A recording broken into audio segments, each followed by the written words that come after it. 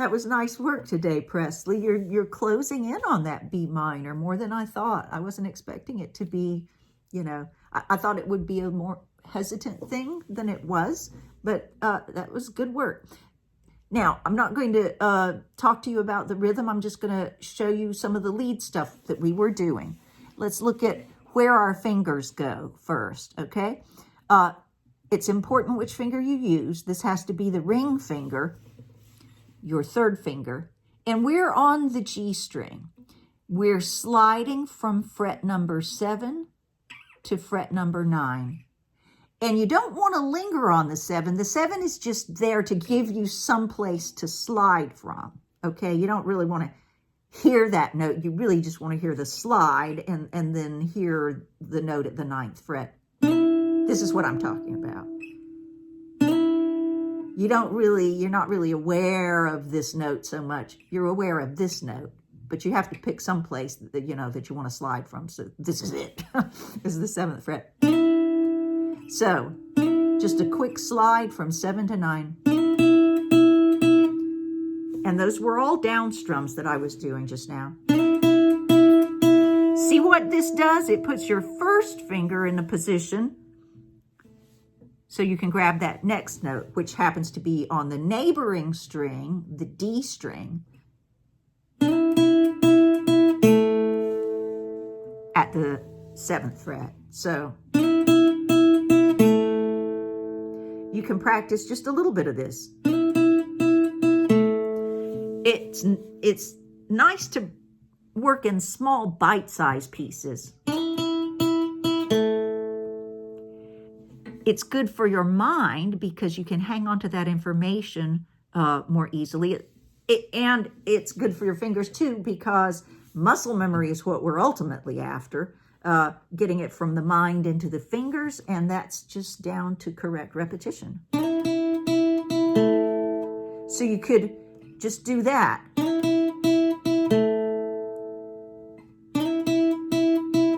4 times, 8 times, whatever.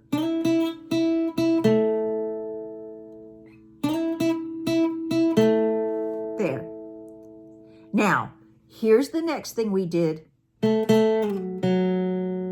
Now I'm hitting here twice on that note that you landed on after the slide. Now you're hanging on to that note, and now you're going to hit it again 2 times. And slide, press hard so you hear that slide, okay? Again, it's not necessarily comfortable. Oops, I'm sorry. So you're hitting this twice with the pick. And then you're sliding down to the 4th fret on the D string,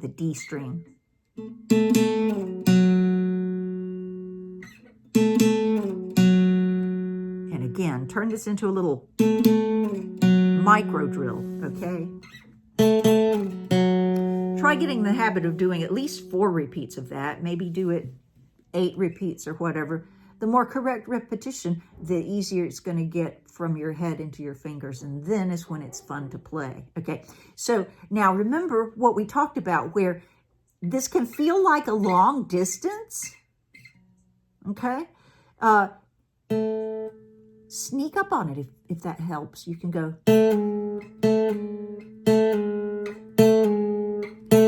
Make sure you're hearing the slide.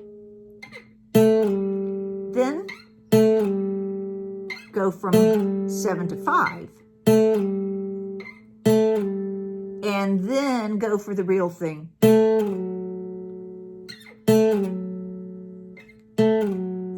Gets a little harder the further away your target note is. But you can sneak up on it. You can do something like that. And then you can just, after you're done sneaking up on it, practice it as a mini drill like that. Okay, so let me put this together for us. And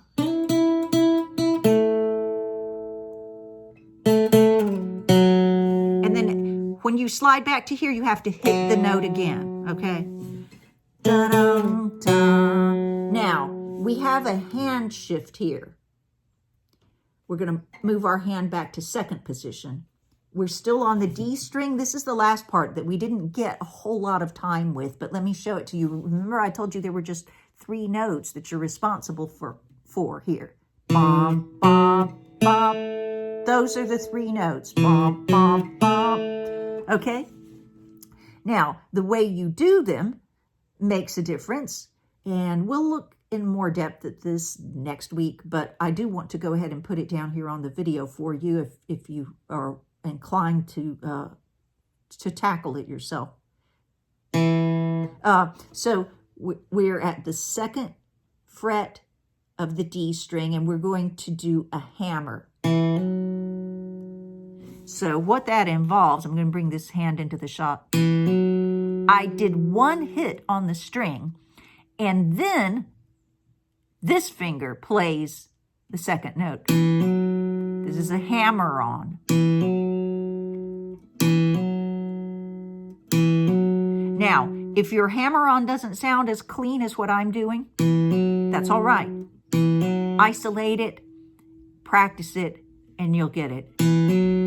This is important. You're on the big frets here. This finger, get it right behind the fret, and that will put this finger probably sort of toward the middle of that fret space. That's fine, because generally speaking, you're okay from about the middle to right behind the fret.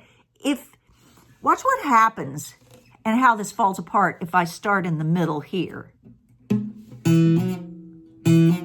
Do you see that puts me too far back on the hammered note? If I get right behind the fret, then I'll probably land about in the middle here. Okay? Now, watch what happens with the song. This is easy for this hand because your finger just goes next door to the G string.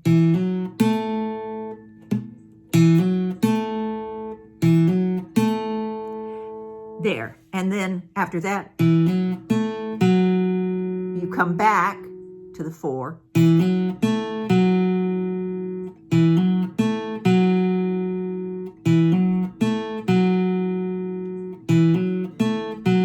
Okay? Now let's add something else.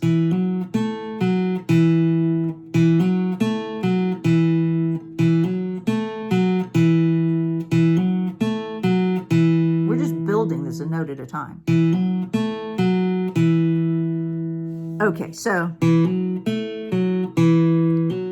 we're going to do another hammer. I'm sorry.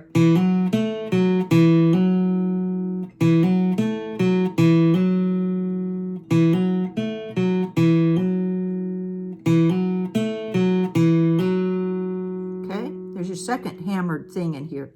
Now we'll go on. Those are your last 2 notes there, and that concludes this bar. So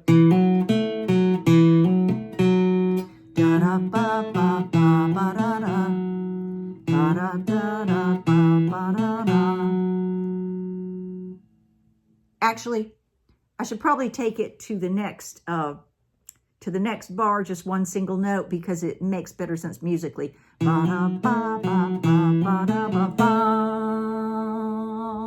Okay, and that note gets held out. And then you have the ba ba ba ba ba. We're going to save that because that has a 2-string bend, which is not the most friendly thing. So here's what we've got so far. We've got